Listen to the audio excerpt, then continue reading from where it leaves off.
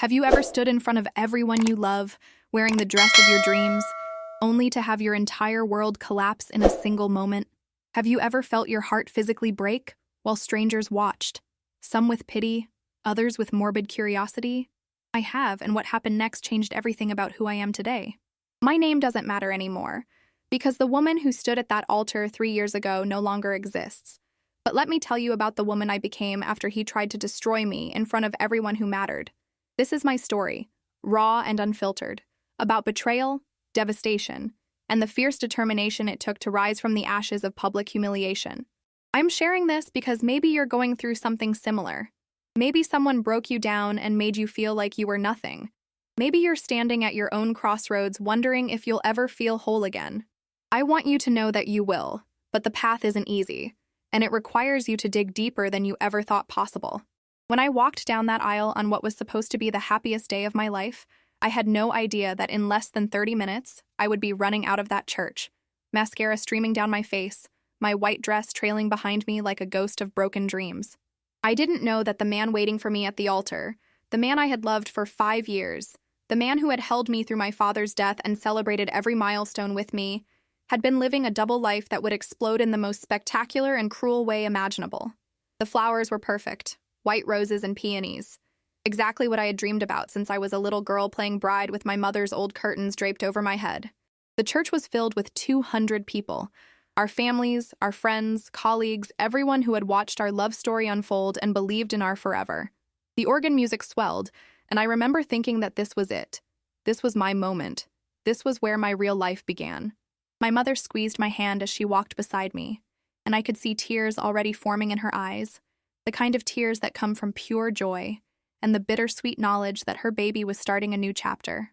I caught glimpses of faces as I moved down that aisle, smiling faces, some crying, some beaming with happiness, and I felt like the luckiest woman alive.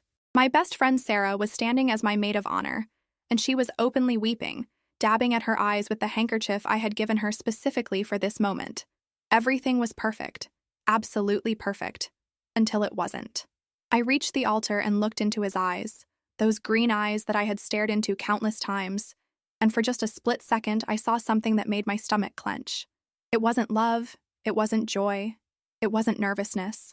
It was something cold, something distant, something that whispered danger, but I pushed that feeling down because this was my wedding day, and nothing was going to ruin it.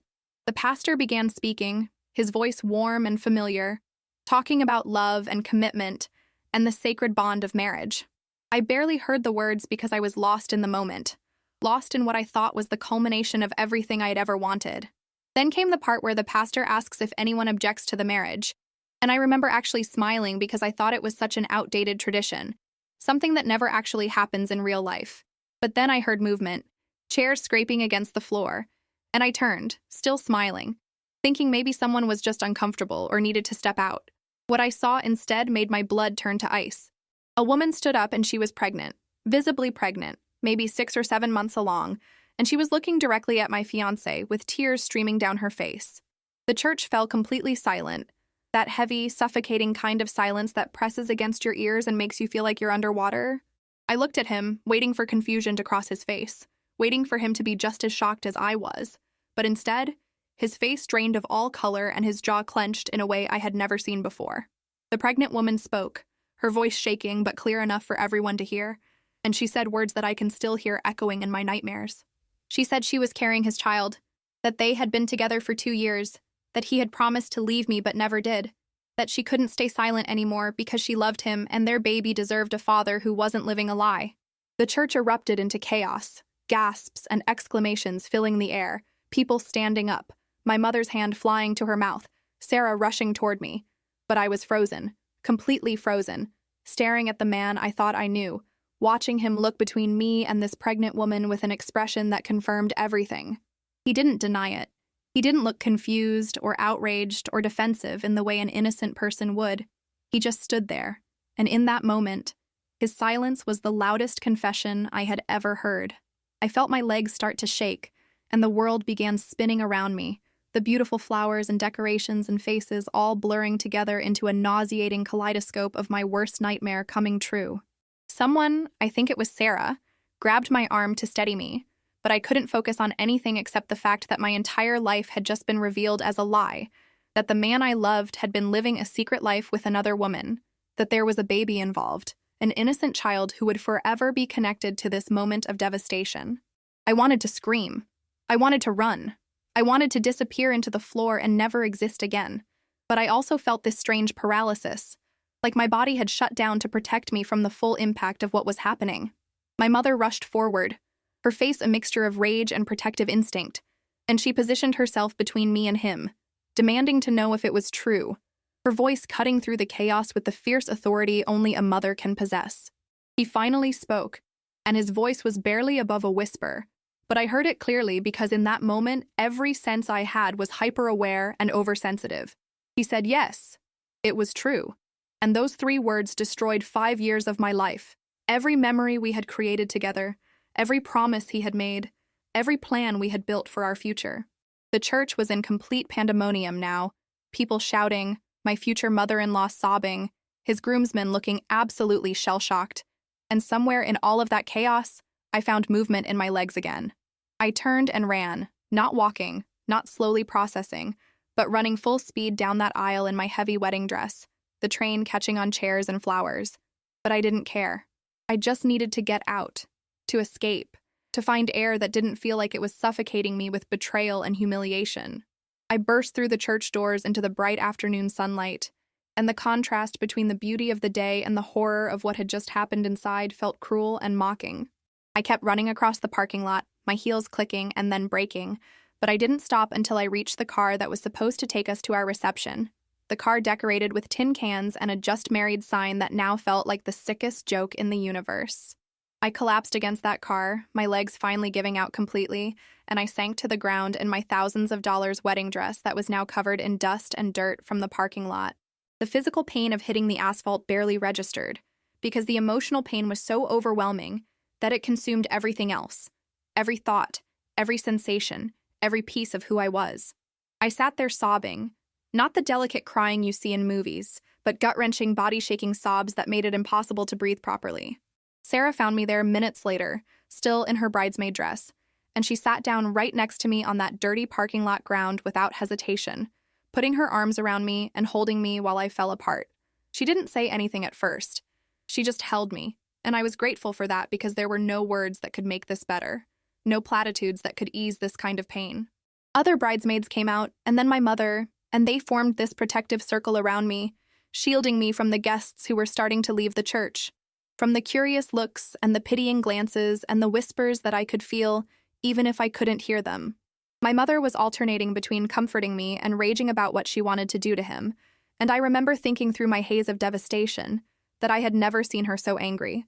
Her whole body was shaking with fury. Someone brought me water. Someone else draped a jacket over my shoulders because I was shivering despite the warm day. And Sarah was on her phone calling people, handling logistics that my brain couldn't process in that moment. Through my tears, I saw him come out of the church, and the rage that suddenly flooded through me was so intense that it momentarily overpowered the grief. He started walking toward me, and Sarah immediately stood up, positioning herself between us, telling him in no uncertain terms that he needed to stay away from me. He looked destroyed, his perfect wedding suit rumpled, his hair disheveled, his eyes red, and part of me wanted to believe that he was genuinely remorseful, but a larger part of me knew that he was probably just sorry he got caught. Sorry that his carefully constructed double life had imploded in such a spectacular fashion. The pregnant woman came out after him, and seeing them together, even separated by distance and chaos, made me physically ill. I turned away and vomited into the bushes, my body rejecting everything about this situation. My beautiful wedding breakfast that I had barely been able to eat that morning because of excitement coming back up, along with any illusions I had about my life. My mother held my hair back, and I could hear her crying too, mourning for me, for the daughter whose heart was breaking in ways that she couldn't fix no matter how much she wanted to. The hours that followed were a blur of movement and decision-making that I wasn't really present for. Someone drove me home, not to the apartment I shared with him, but to my mother's house where I had gotten ready that morning, where my overnight bag still sat with the honeymoon outfits I had so carefully selected, where the energy of hope and joy from just hours before still lingered like a ghost. I sat in my childhood bedroom, still in my wedding dress because I couldn't find the energy to take it off, staring at the walls covered with memories of a simpler time when the biggest heartbreak I knew was not making the cheerleading squad or having a high school crush not notice me. My phone was exploding with calls and messages, people wanting to know what happened, if I was okay, expressing their shock and support, but I couldn't bring myself to look at any of it.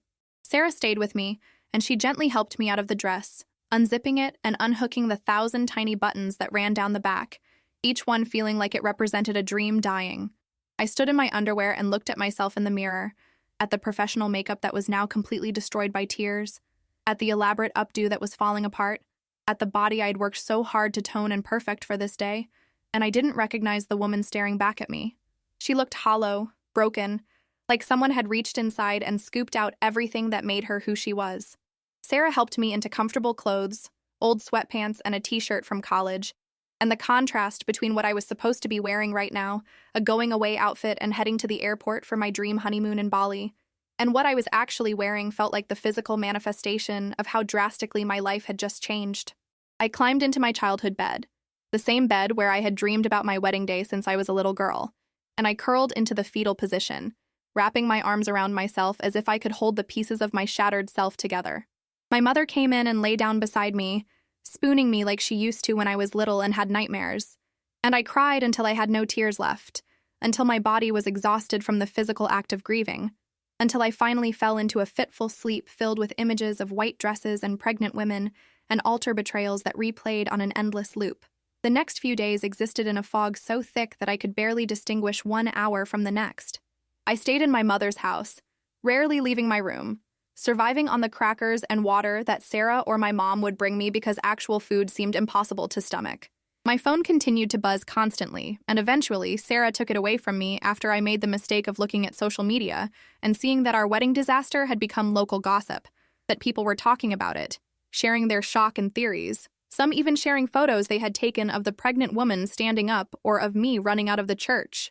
The humiliation of knowing that my worst moment was being discussed and dissected by people who barely knew me added another layer of pain to an already unbearable situation.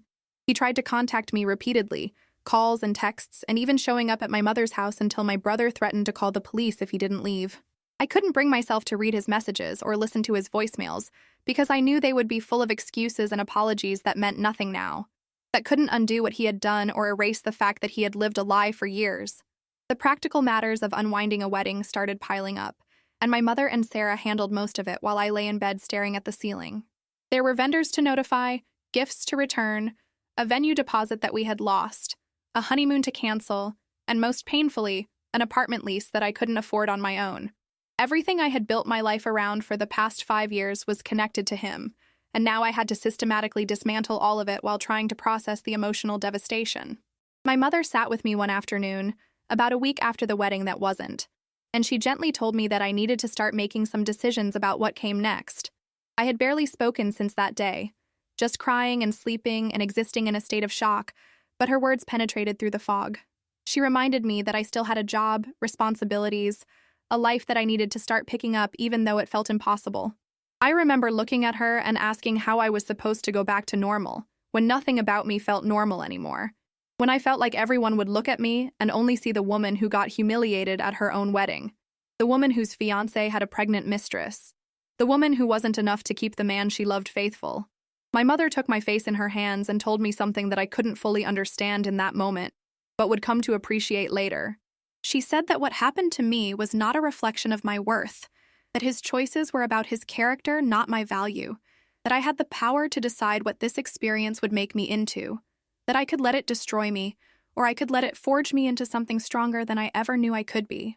I wanted to believe her, but in that moment, I felt so completely broken that the idea of ever being strong again seemed laughable. The depression that settled over me was thick and heavy, a weighted blanket of despair that made even the simplest tasks feel monumental. Getting out of bed required energy I didn't have. Showering felt pointless.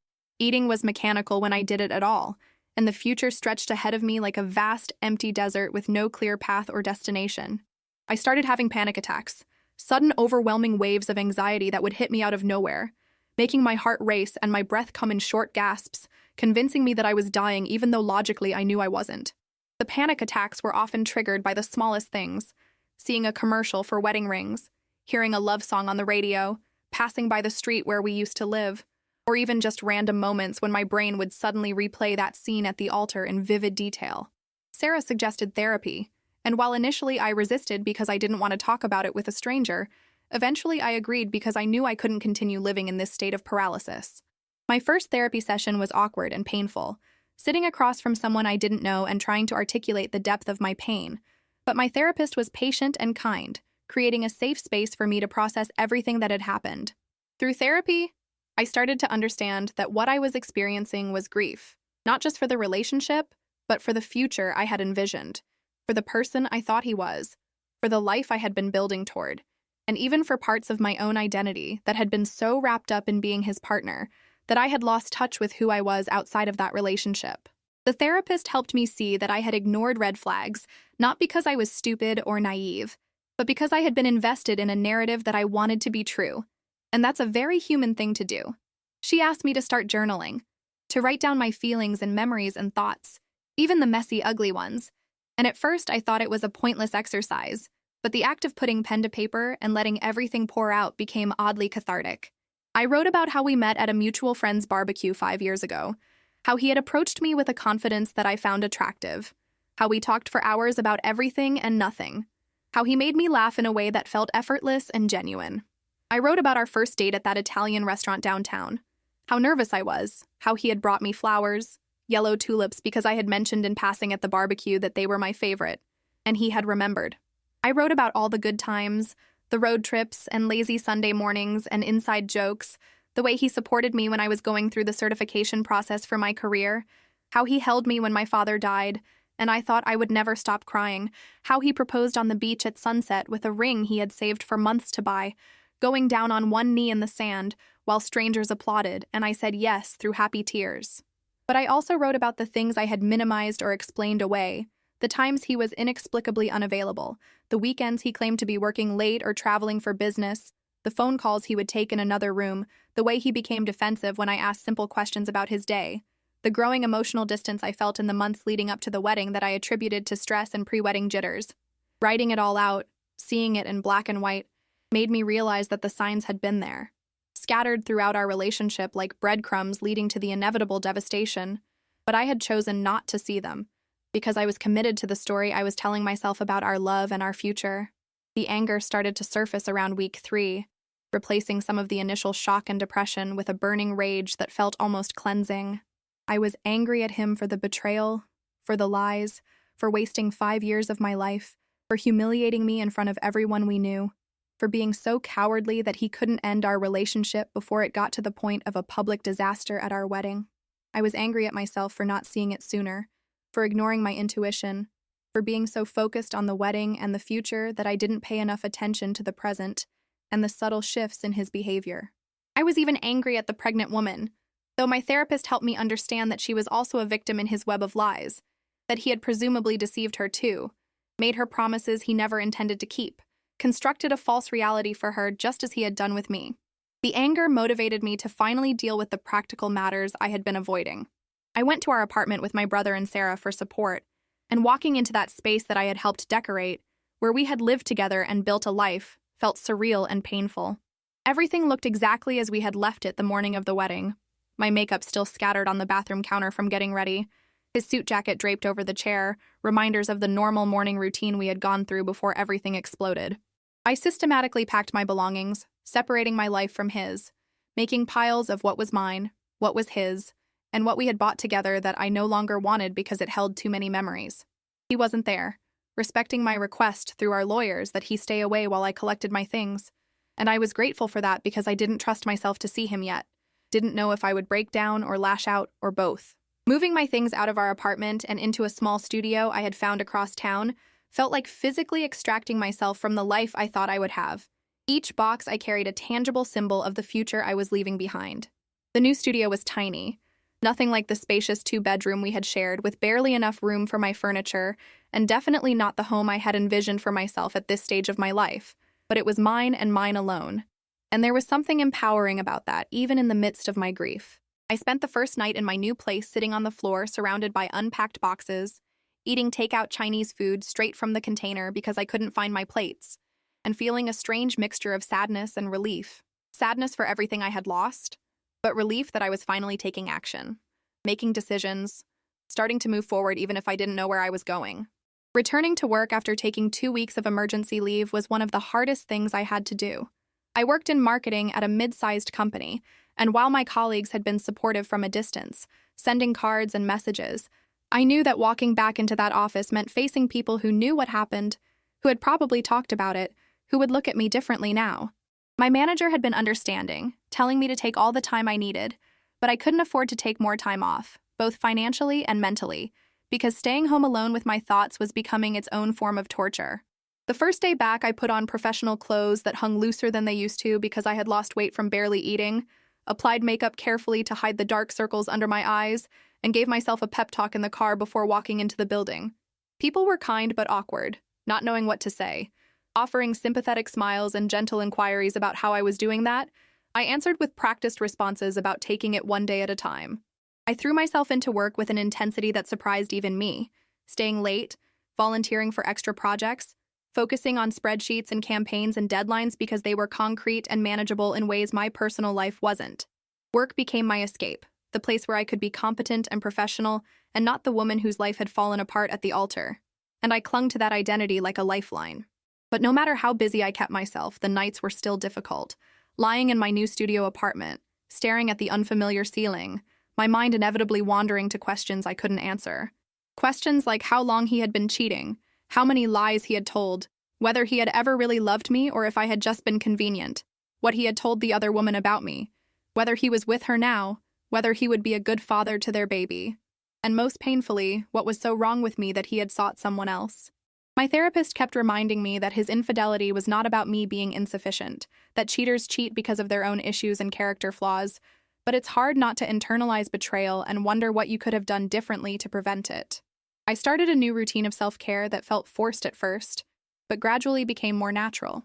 I joined a gym and discovered that physically exhausting myself helped quiet the anxious thoughts that constantly circled in my head. I started eating properly again, cooking simple meals in my tiny kitchen, nourishing my body even when I didn't particularly care about it because I knew that physical health was connected to mental health. I reconnected with friends I had neglected during my relationship, realizing that I had let several important friendships fade because I had been so focused on my life with him. And those friends welcomed me back without judgment, creating space for me to process and heal at my own pace. Have you ever felt like you needed to completely reinvent yourself just to survive? That's where I found myself about 2 months after the wedding disaster, recognizing that I couldn't go back to being the person I was before because that person had been destroyed, but I could consciously choose who I wanted to become moving forward. Comment below if you've ever had to rebuild yourself from scratch because I'd love to hear your story. The transformation didn't happen overnight, and there were still plenty of bad days where I didn't want to get out of bed, where I cried in the shower, where I felt the weight of loneliness and betrayal pressing down on me like a physical force. But gradually, the bad days started to be outnumbered by okay days, and eventually even some good days started appearing.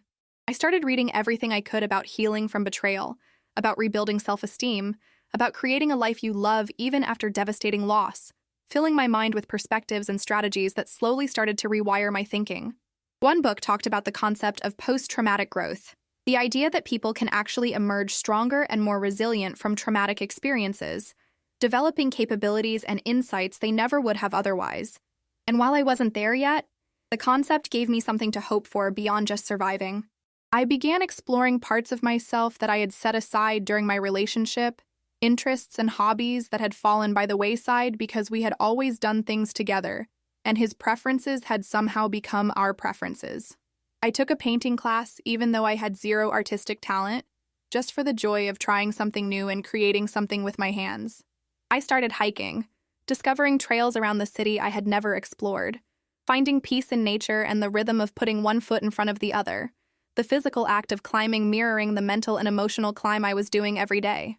I traveled alone for the first time in years, taking a weekend trip to a beach town a few hours away, and sitting on that beach watching the sunset by myself felt both lonely and liberating, a reminder that I could create meaningful experiences without needing someone else to validate them.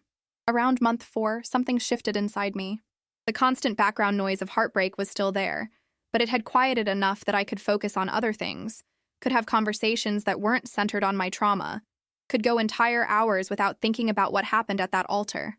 I was starting to reclaim pieces of myself, discovering that underneath all the pain and humiliation was a core of strength that had always been there, but had never been tested like this. My therapist pointed out the progress I had made, noting that I was sleeping better, engaging more with life, setting and achieving small goals, and while I still had moments of sliding backward, the overall trajectory was upward. But there was still one thing that gnawed at me, one piece of unfinished business that I couldn't seem to let go of, and that was the fact that I never got to confront him, never got to ask the questions that haunted me, never got to tell him how much he had destroyed me, and also how much stronger I was becoming despite his best efforts to break me. He had tried to reach out several times in those first few months, messages that I deleted without reading, calls that I sent to voicemail, even a letter that my mother had intercepted and asked if I wanted her to throw away without reading it, and I had said yes because I wasn't ready. But now, closing in on the 6-month mark, I realized that I needed closure. Not the kind of closure where he apologized and made it all better because that was impossible, but the kind where I got to say my piece, where I got to look him in the eye and let him see that he hadn't destroyed me even though he tried, where I took back my power by refusing to remain a victim of his choices. I talked about it in therapy for several weeks, examining my motivations, making sure I was doing it for the right reasons and not because I secretly hoped for reconciliation or explanation that would somehow make sense of the senseless. My therapist helped me prepare, role-playing difficult conversations, identifying what I needed to say and what responses I might get, reminding me that I couldn't control what he would say, but I could control how I showed up and what I chose to take away from the interaction. I reached out through his best friend, someone who had been a groomsman and who had sent me a heartfelt apology for not knowing what was happening, asking if we could meet to talk. He agreed almost immediately, suggesting a neutral location, and we settled on a coffee shop across town where neither of us had any history or memories. The days leading up to that meeting were filled with anxiety and anticipation, my mind running through countless scenarios of how it might go, what he might say, how I would respond, whether I would be able to maintain my composure, or if I would break down or blow up. I practiced what I wanted to say over and over, writing it down, revising it, trying to distill months of pain and growth into coherent thoughts that would communicate both my hurt and my strength. The morning of the meeting, I woke up with my heart racing, that familiar anxiety creeping in, but underneath it was a determination I hadn't felt in months, a clarity about what I needed to do and why. I dressed carefully, choosing clothes that made me feel powerful and put together, not to impress him but to armor myself, to remind myself of how far I had come from that broken woman in the wedding dress, sobbing in a parking lot. I arrived at the coffee shop early, wanting to be settled and grounded before he showed up, choosing a table in the back corner where we would have some privacy, ordering a tea I didn't really want just to have something to do with my hands. When he walked in, I felt my entire body tense, every muscle tightening in response to seeing him for the first time since that devastating day at the altar. He looked different, thinner, with dark circles under his eyes, his hair slightly longer than he used to keep it, wearing casual clothes that hung loosely on his frame, and he appeared nervous as he approached the table.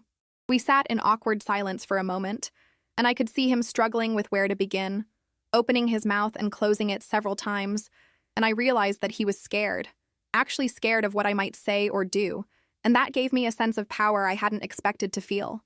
I decided to take control of the conversation, not giving him the chance to shape the narrative with whatever excuses or apologies he had prepared, and I started speaking, my voice surprisingly steady despite the emotions churning inside me.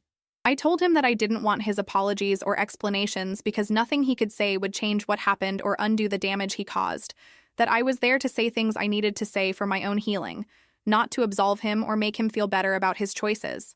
I looked directly into his eyes and told him how completely he had destroyed my sense of trust, not just in him, but in my own judgment, how I had questioned everything about myself and my worth in the aftermath of his betrayal, how he had humiliated me in the most public way possible and made what should have been the happiest day of my life into a nightmare I would carry forever. I told him about the depression and panic attacks, about the nights I couldn't sleep, about having to move out of our apartment and start over with nothing, about facing people's pity and gossip, about rebuilding my entire life from scratch while he presumably moved on with the other woman and their baby. He tried to interrupt several times to explain or defend himself, but I held up my hand and told him firmly that he didn't get to speak yet, that he had taken enough from me and he didn't get to take this moment too. I watched emotions play across his face, guilt and shame and discomfort, and part of me took satisfaction in knowing that my words were landing, that he was finally being forced to confront the consequences of his actions. I told him that the worst part wasn't even the cheating itself, as devastating as that was, but the years of lies, the double life he had constructed, the way he had looked me in the eye and told me he loved me while simultaneously building a completely separate life with someone else.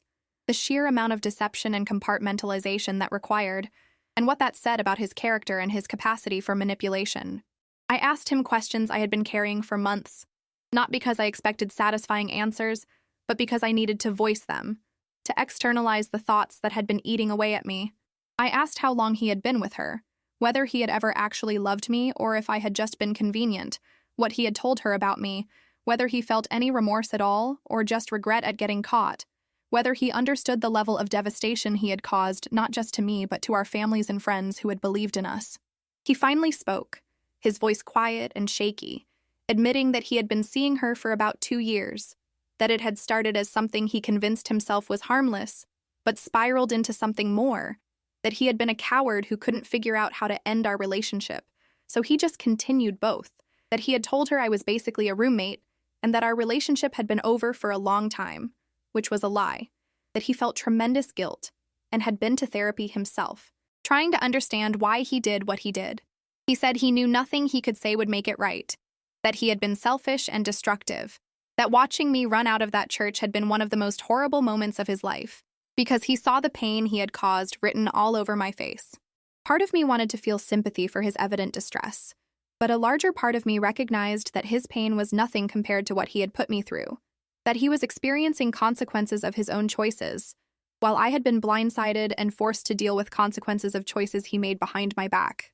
I told him that I had spent months blaming myself, wondering what I could have done differently, questioning my worth, but that through therapy and hard work I had come to understand that his infidelity was about his character flaws, not my insufficiency, that there was nothing wrong with me that drove him to cheat, that he made those choices because of who he was, not because of who I was. I told him that I was choosing to forgive him, not for his benefit but for mine, because carrying around rage and resentment was exhausting, and I refused to let him continue to have power over my emotional state. But that forgiveness didn't mean forgetting or excusing what he did. It just meant I was releasing myself from the prison of bitterness and choosing to move forward without that weight. I looked at him sitting across from me, this man who had once been my whole world, who I had planned to spend my life with, who I thought I knew better than anyone. And I realized that I didn't feel the crushing love I once did, nor did I feel the burning hatred that had consumed me in those early weeks. I felt something closer to indifference mixed with pity. Pity that he had destroyed something good because he was too weak or too damaged to be honest, that he would have to live with the knowledge of what he did for the rest of his life, that he would have to explain to his child someday why their birth was associated with such destruction and pain.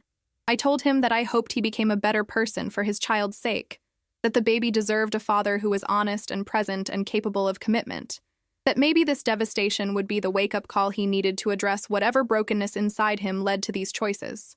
As I spoke these words, I felt something shift inside me, a lightness I hadn't experienced in months, a sense that by confronting him and saying everything I needed to say, I was symbolically closing a chapter and giving myself permission to fully move into the next one. I stood up to leave, and he asked if we could ever be friends someday, and I almost laughed at the absurdity of the question because friendship requires trust and respect, both of which he had obliterated beyond repair. I told him no, we could never be friends, that the best thing he could do for me was to respect my boundaries and stay out of my life, that I wished him well from a distance but wanted no ongoing connection or contact. Walking out of that coffee shop after our conversation, I felt 10 pounds lighter, like I had literally transferred the weight I had been carrying onto him where it belonged, and I could finally walk free of it. Have you ever confronted someone who hurt you deeply? How did it feel? Share your experience in the comments. The weeks following that confrontation brought a clarity and peace I hadn't anticipated.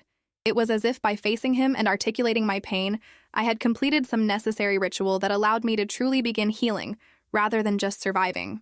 I stopped checking his social media, stopped wondering what he was doing or feeling, stopped giving him space in my thoughts beyond the occasional moment of remembrance that I acknowledged and then released. My focus shifted entirely to building the life I wanted, independent of any relationship or external validation, grounded in my own values and desires and dreams that were mine alone.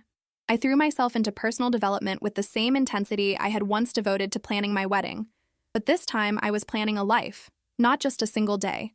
and the investment felt profound and purposeful. I went back to school part-time, enrolling in a certificate program I had always been interested in, but had put off because it didn't fit into our timeline or budget. And the intellectual stimulation of learning again felt like waking up a part of my brain that had been dormant. I volunteered at a women's shelter, wanting to help others who were going through difficult transitions, and hearing their stories of abuse and survival put my own experience into perspective, reminding me that pain comes in many forms, and that resilience is a universal human capacity. I invested in therapy more deeply, working not just on healing from the betrayal, but on understanding patterns in my life that had led me to ignore red flags, to prioritize others' needs over my own, to derive too much of my identity from my relationship status. And those insights were uncomfortable but necessary. Through this work, I discovered parts of myself I hadn't known existed, capabilities and strengths that had never been tested before, because my life had been relatively easy and protected up until the altar incident. I learned that I was resilient in ways I never imagined, that I could survive something I thought would kill me and not just survive but eventually thrive. I learned that I was strong enough to start over completely, to walk away from a shared life and rebuild from nothing, to face judgment and gossip and pity and still hold my head high. I learned that I was brave enough to be vulnerable, to go to therapy and confront painful truths about myself and my choices, to open up to friends about my struggles rather than pretending everything was fine. I learned that I was creative and resourceful, finding ways to make my small studio feel like home, to budget my now single income, to create a social life and routine that nourished rather than depleted me. Most importantly, I learned that my worth was inherent and not dependent on anyone else's perception or treatment of me, that what he did to me was a statement about him, not about me, and that I had the power to define myself regardless of what had been done to me. As I approached the 1-year anniversary of what should have been my wedding day, I decided to do something symbolic to mark how far I had come. I organized a small gathering with my closest friends and family, the people who had supported me through the darkest period of my life, and I called it a rebirth celebration, a way to honor the new life I had built from the ashes of the old one. We gathered at a beautiful outdoor venue, and I had everyone dress in bright colors, the opposite of the somber mood that had marked that day a year ago. I gave a speech thanking everyone for their love and support, acknowledging how lost I had been and how their presence had helped guide me back to myself, and I shared some of the lessons I had learned about resilience and self-love, and the importance of surrounding yourself with people who truly see and value you. My mother cried, of course, but these were different tears than the ones she had shed a year ago. These were tears of joy and pride in seeing her daughter not just surviving, but genuinely thriving. Sarah gave a toast about my strength and how inspiring it had been to witness my transformation, and her words made me realize that my experience, as painful as it had been, had become something meaningful beyond just my own healing, that it had touched and influenced the people around me as well. We burned symbolic items representing the past, letters and photos and mementos that I had held onto but no longer needed, watching the flames consume these remnants of my old life while we talked about intentions and dreams for the future. It was cathartic and beautiful, and exactly what I needed to mark this milestone, to acknowledge how far I had come while also releasing any remaining attachment to what had been. I had become someone I was proud of, someone who faced devastating betrayal and chose to grow rather than become bitter, someone who rebuilt their life consciously and deliberately rather than just reacting to circumstances, someone who learned to love themselves enough to set boundaries and demand better treatment, someone who discovered strength they never knew they possessed through being tested in the cruelest way. Looking back now from this vantage point, I can say with absolute honesty that while I would never wish that experience on anyone, and while the pain was excruciating in ways I can barely articulate, I am grateful for who I became because of it. The woman who walked down that aisle was naive and dependent, defining herself largely through her relationship, avoiding difficult truths because they didn't fit the narrative she wanted to believe, prioritizing being loved over being honest with herself. The woman I am now is aware and independent, defining herself through her values and choices, facing difficult truths head-on because growth requires honesty, prioritizing authenticity and self-respect over external validation. I understand now that the relationship ending, horrific as the method was, probably saved me from years or decades of living a lie, from building an entire life on a foundation of deception that would have eventually crumbled anyway, potentially taking even more with it when it fell. I learned that you can survive things you think will destroy you, that the human spirit has a remarkable capacity for healing and growth, that sometimes the worst things that happen to us become catalysts for becoming the best versions of ourselves. I learned that closure doesn't come from someone else's words or apologies, but from your own process of acceptance and release. That you have to give yourself permission to move on, rather than waiting for external circumstances to grant you that permission. I learned that self-love isn't selfish, but essential. That boundaries aren't mean, but necessary. That prioritizing your own well-being and peace is not only acceptable, but vital for living a healthy, authentic life. I also learned that pain is not the enemy, but rather a teacher. If you're willing to listen, that sitting with discomfort rather than numbing or avoiding it allows you to process and integrate difficult experiences in ways that ultimately make you stronger and wiser.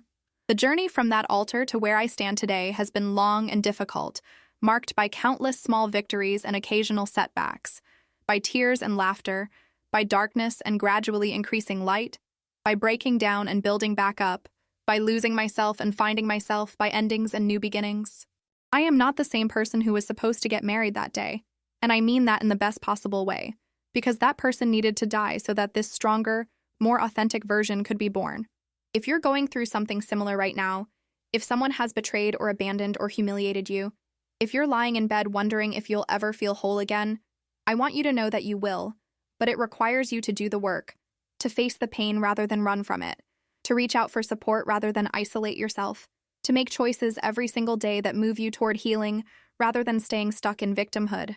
It won't be easy, and it won't be quick, and there will be days when you question whether it's worth it, but I promise you that on the other side of this devastating experience is a version of you that is stronger and wiser and more authentically yourself than you've ever been before.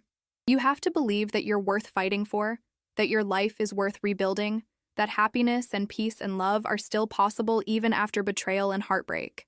You have to be willing to look at yourself honestly, to acknowledge any patterns or behaviors that may have contributed to staying in unhealthy situations.